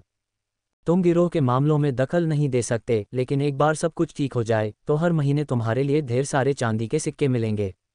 क्या ये वाकई एक अच्छा सौदा नहीं है? वान गनफेंग ने युवा लड़की की आंखों में ईमानदारी देखी, फिर भी वह विचलित रहा। एक क्षण सोचने के बाद उसने अपने हाथ में पकड़ी हुई लकड़ी की तलवार रख दी और दोनों हाथ जोड़कर झुक गया। मुझे बहुत खेद है, लेकिन मुझे डर है कि मैं सहमत नहीं हो सकता। लड़की की आंखें चौड़ी हो गईं जब उसने कहा, क्या? तुमने क्या कहा? वान गनफेंग एक तरफ हट गए, चाय डालने के लिए मेज पर रखी चायदानी उठाई और शांत और सौम्य स्वर में कहा, हम शीघ्र ही फूफेंग शहर वापस जा रहे हैं। भले ही यह एक बड़ा व्यापार है, क्या इसकी तुलना फूफेंग अकादमी से की जा सकती है? लड़की को थोड़ी सी झुंझलाहट हुई, उसे लगा कि उसके सामने खड़ा युवक उसकी कद्र नहीं कर रहा है, लेकिन फूफेंग अकादमी शब्दों ने उसका गुस्सा शांत कर दिया। उसने फिर से वान गनफेंग की ओर देखा, उसका व्यवहार शांत था और उसकी असाधारण तलवारबाजी से साफ जाहिर था कि वह कोई साधारण पृष्ठभूमि से नहीं था। उनका गिरोह नॉर्थ मार्शल सिटी में बहुत मजबूत था, लेकिन फूफेंग अकादमी जैसी शीर्षस्थ शक्ति के सामने उसकी क्या तुलना हो सकती थी? इसके अलावा अपने चाचा के सख्त नियंत्रण के कारण वह इस मुद्दे पर जोर नहीं देगी। उस समय जब उसने देखा कि युवक उसके सामने एक कप साफ चाय पेश कर रहा है, उसकी अभिव्यक्ति साफ और शांतिपूर्ण है, तो उसने समान भाव से कहा, मेरे मालिक अगले कमरे में हैं। मालिक को क्यों न जगा दिया जाए? अगर युवती उन्हें मना ले तो मैं स्वाभाविक रूप से उनकी बात मान लूंगा। अकादमी के शिक्षक कम से कम 7वें दर्जे के मार्शल कलाकार थे। लड़की का दिल रुक गया, उसे एहसास हुआ कि उसके सामने खड़ा युवक उसे धूर्तता से धमका रहा है। गुस्से से भरकर उसने पैर पटका और वान गनफेंग को तिरस्कार भरी नज़र से देखा, फिर मुड़कर खिड़की से बाहर छलांग लगा दी और अपनी किंगबोंग के साथ कुछ ही तेज हरकतों में गायब हो गई। वान गनफेंग ने लड़की को जाते हुए देखा, उसके होठों पर मुस्कान थोड़ी कम हो गई। यद्यपि उसने जो कुछ कहा था वह स्पष्ट था, लेकिन युवक ने अनुमान लगाया कि इन कदमों की श्रृंखला संभवतः महान बुजुर्ग के जन्मदिन समारोह के अगले दिन तैयार की गई थी, जो एक निर्मम दृष्टि और निर्णायक कार्रवाई से चिन्हित योजना थी। इसके अलावा ये कहना कठिन था कि नॉर्थ मार्शल सिटी ही एकमात्र व्यवस्था थी। जैसे ही उसके मन में विचार घूम रहे थे, युवक ने चाय की एक घूंट पी और धीरे से आह भरी। जियांगू के तूफान वास्तव में बहुत भयंकर हैं। महान बुजुर्ग के प्रहार से 3000 मील तक फैले आकाश के अलावा और भी बहुत कुछ नष्ट हो गया था। Dot dot dot dot dot dot dot dot dot dot dot dot. शहर के भीतर एक छोटे से आंगन में जू जिरोंग रास्ते में गश्ती अधिकारियों से बचते हुए धीरे से दरवाजे के सामने उतरी। वान गनफेंग के साथ अपने अनुभव को याद करते हुए, जिससे निपटना मुश्किल था, उसे एक घुटन भरी निराशा का एहसास हुआ जिसे दूर करना मुश्किल था। उसने हाथ उठाया और हल्के से दरवाज़ा खटखटाया। कुछ ही पल बाद वह चरमराहट के साथ खुल गया। novelbin.com पर अनुभव की कहानियां पढ़ें। लड़की भीतरी आंगन में पहुंची और सचमुच मुख्य घर अभी भी जगमगा रहा था, जिसकी रोशनी रात में मेज पर बैठकर पढ़ रहे एक लंबे कद के व्यक्ति पर पड़ रही थी। उसके दिल की निराशा गायब हो गई, उसकी जगह एक स्थिरता का एहसास आ गया, मानो उस व्यक्ति को देखते ही यह एहसास हो गया हो कि आगे चाहे कितनी भी मुश्किलें क्यों न हो, कुछ भी असंभव नहीं है।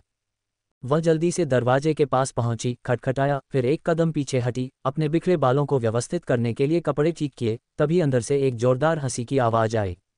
जिरोंग, अंदर आओ। हम जू जिरोंग ने जवाब दिया और अंदर प्रवेश किया। सहज रूप से अपनी गति धीमी करते हुए वह मुख्य कमरे के बगल वाले कक्ष में पहुंची, जहां उसने एक लंबे आदमी को देखा जो 8 इंच लंबा था, जिसका रूप सुंदर और सम्मानजनक था। यद्यपि उनकी आयु 30 वर्ष से अधिक थी, फिर भी उनमें गिरावट के कोई लक्षण नहीं दिखाई दे रहे थे, बल्कि वे एक परिपक्व आभा बिखेर रहे थे, चट्टान की तरह अडिग, मानो उनके सामने हजारों सैनिकों की उपस्थिति भी उन्हें विचलित नहीं कर पाएगी। उसके प्रवेश करते ही उस आदमी ने अपनी किताब रख दी और हंसने लगा। तुम्हें लौटने में इतनी देर क्यों लगी? जू जिरोंग ने अपने पैर की उंगलियों की ओर देखा, थोड़ा शर्मिंदा होकर, और बुदबुदाया। ये वांग एनफेंग था। फिर उसने हाल ही की पूरी घटना बता दी। उस आदमी के चेहरे पर विचारमग्न भाव आ गया और एक पल रुकने के बाद उसने सिर हिलाया और हंसा। जीत और हार सैन्य परिवार का सामान्य भाग्य है। यह कोई चिंता की बात नहीं है। वैसे भी हमारे पास अन्य योजनाएं तैयार हैं। आज तुम थक गए होगे, जाओ और आराम करो। जू जिरोंग ने सिर हिलाया, आज्ञाकारी ढंग से चली गई। उसने यह नहीं देखा कि उसके शरीर से एक जैद मन का चुपचाप गिर गया था, जो मध्यम आयु वर्ग के आदमी के पैरों की ओर लुढ़क रहा था। एक हल्की चमक बिखेर रहा था जो दर्शाता था कि यह सामान्य नहीं था। शाओलिन मंदिर के भीतर नीले वस्त्र पहने एक विद्वान के मुंह के कोनों पर ठंडी और उपहासपूर्ण मुस्कान थी। अतीत के अनुभवों को याद करते हुए उनके चेहरे पर पुरानी यादें ताज़ा हो गईं, लेकिन ऐसी यादें उन्हें और भी अधिक ठंडा और अहंकारी बना देती थीं, मानो वे दुनिया के सामने अकेले खड़े हों। बिना किसी सूचना के उसके हाथ में एक मोटा मुखौटा प्रकट हुआ, जिसे उसने लापरवाही से अपने चेहरे पर रख लिया, जिससे उसका आभामंडल बदल गया। अब वह और भी अधिक एकांतप्रिय और प्रभावशाली हो गया। शुरू करने का समय आ गया था। उत्तर मार्शल सिटी में वापस उस आदमी के पैरों में रखा जैद मन का अचानक चमक उठा, और अपनी 7वीं रैंक की मार्शल आर्ट साधना के बावजूद उसके पास प्रतिक्रिया करने का कोई समय नहीं था, और वह उसकी रोशनी में समा गया। अचानक आए इस बदलाव से उस आदमी का दिल जोरों से धड़कने लगा। उसकी आंतरिक क्यूई ने आज्ञा मानने से इनकार कर दिया, और एक पल में ही उसके पैर फिर से ठोस जमीन पर पड़ गए। अपने समृद्ध अनुभव के बल पर वह तुरंत आंखें चौड़ी करके एक तरफ हट गया। अपना दाहिना हाथ उठाकर उसने पीछे से एक छोटी सी छड़ी निकाली और उसे दोनों सिरों से खींचकर भाला बना दिया। उसके चारों ओर की हवा तीव्र युद्ध क्षेत्र की आभा से भर गई। ऊपर देखते ही उसके चेहरे का भाव नाटकीय रूप से बदल गया। उसे बस एक विशाल और वीरान विशाल रेगिस्तान दिखाई दे रहा था, जो महान किन की सीमाओं की याद दिलाता था जहां उसने कभी खूनी संघर्ष किया था।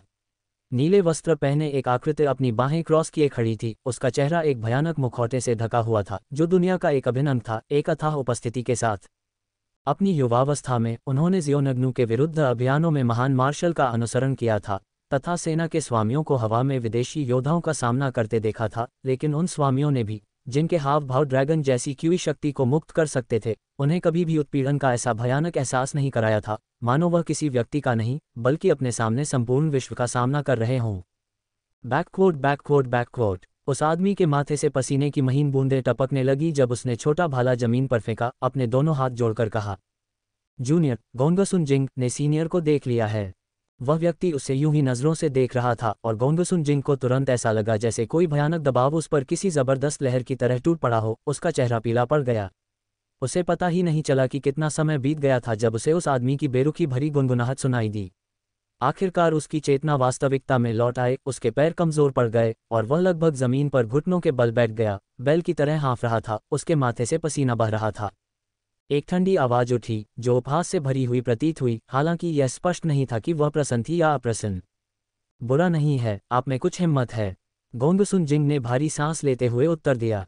देखो, सीनियर मेरी चापलूसी कर रहे हैं।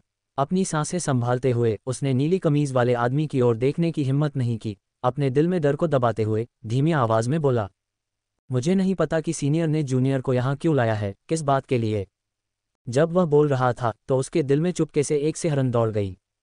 दृश्य को तुरंत बदलने और हजारों मील दूर टेलीपोर्ट करने की ऐसी क्षमताएं। उसने तुरंत ही उस विचार को दबा दिया और अपने मन को आगे भटकने नहीं दिया। दूसरी ओर खड़ा आदमी ठंडी हंसी हंसा और अनायास बोला, दुनिया बदलने वाली है, मैं इस पर गहन चिंतन कर रहा हूं और इस लड़ाई में शामिल होना चाहता हूं।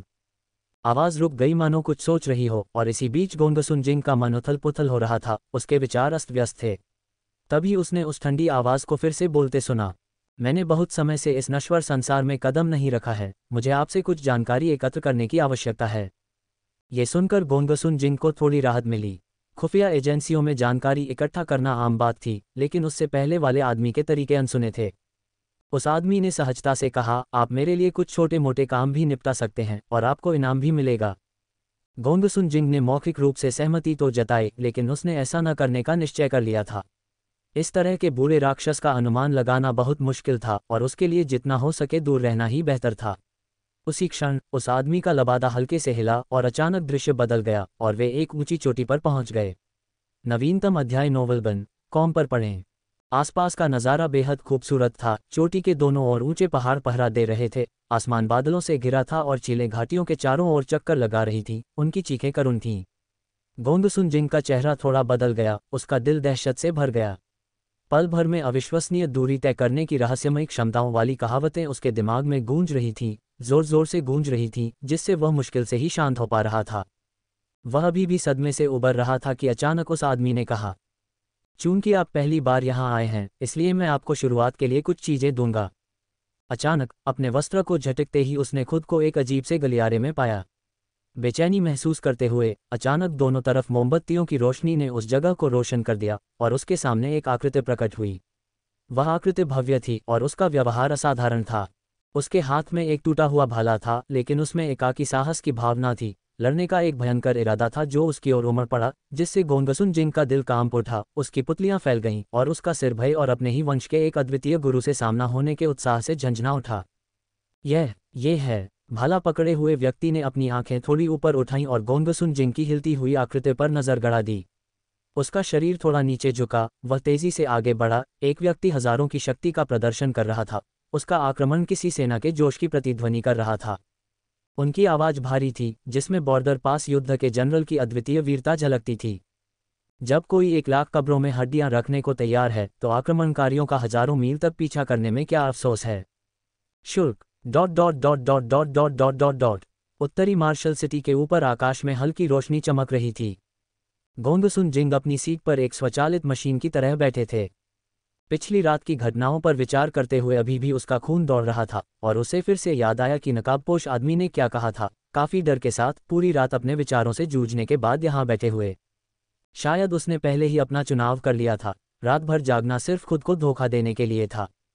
बाहर किसी ने दरवाज़ा खटखटाया और एक गुप्त रिपोर्ट दी। गुप्त रिपोर्ट को हाथ में लेकर उसने दांत पीसते हुए अपना मन बना लिया। वह आदमी जानकारी इकट्ठा करना चाहता था और काम निपटाना चाहता था। चाहे जो भी हो, जितनी ज्यादा शक्ति होगी उतना ही सुविधाजनक होगा। उसे इस उथल पुथल में सब कुछ अपने कब्जे में लेना था। उन्होंने कहा था कि वे मासिक रूप से मिलेंगे और अगले महीने तक उन्हें सभी चीजें सुलझा लेनी थीं। उसने अपनी मुट्ठियां कस लीं और फिर उस नाम के बारे में सोचा जो उस नीले वस्त्रधारी आदमी ने कल रात बताया था। एक ऐसा नाम जो उसके नाम से भी बेहतर लग रहा था। और यह सोचकर कि ऐसा गुरु सबसे शक्तिशाली नहीं है, वह विस्मय से भर गया। उसने तेजी से सांस छोड़ी। उसकी नज़र अनजाने में उस गुप्त रिपोर्ट पर पड़ी जो अभी अभी पलटी गई थी। नक्षत्र रैंकिंग सूची में 247वां स्थान, फूफेंग बुग्गाजियन वांगनफेंग। पहले तो वह थोड़ा चौंका, फिर उसे एक आभास हुआ। वांगनफेंग, यही वो युवक होगा जिसने उसकी योजनाएं बिगाड़ दी थीं। वह पहले भी थोड़ा चिंतित था, लेकिन अब जब उसके सामने कुछ और ज़रूरी काम आ रहे थे तो उसने इस जूनियर को अपने दिमाग से पूरी तरह निकाल दिया। नीले वर्दी वाले आदमी द्वारा बताए गए सम्मानित व्यक्ति को याद करते ही उसके मन में विचार कौंधने लगे। डर और उत्तेजना से मिलकर उसने धीरे से बुदबुदाया, 6 पथों का नेता। पुनश्च इस दुनिया में बौद्ध धर्म नहीं है, लेकिन समझने में आसानी के लिए यह माना जाता है कि पुनर्जन्म के 6 मार्गों की अवधारणा मौजूद है। शाओलिन मंदिर में नॉर्थ मार्शल सिटी के अधेड़ उम्र के आदमी की इस असामान्यता को भांपकर मिस्टर यंग का मुंह थोड़ा ऊपर की ओर मुड़ गया। वह एक बांस की कुर्सी पर लेटे हुए अपने दाहिने हाथ की उंगलियों के बीच पकड़े हुए एक जैड मनके को लापरवाही से उछाल रहे थे। कल रात वांग गनफेंग की कलाई से एक और जैड मन का छूटकर एक छोटी बच्ची पर आ गिरा था। इसी मनके ने गोंगसुन जिंग को इस दुनिया में जन्म दिया था। सी युआन की आंखें उसके बगल में थोड़ी बंद थीं। वह चुपचाप सूत्रों का जाप कर रहा था। ये कहने के बाद कि सभी बद्ध घटनाएं स्वप्न, भ्रम, बुलबुलों या छायाओं की तरह होती हैं, ओस या बिजली की चमक की तरह, हमें उन्हें इसी तरह देखना चाहिए। उसने आगे कुछ नहीं कहा, बल्कि आंखें खोलकर अपने सुस्त दोस्त को देखा।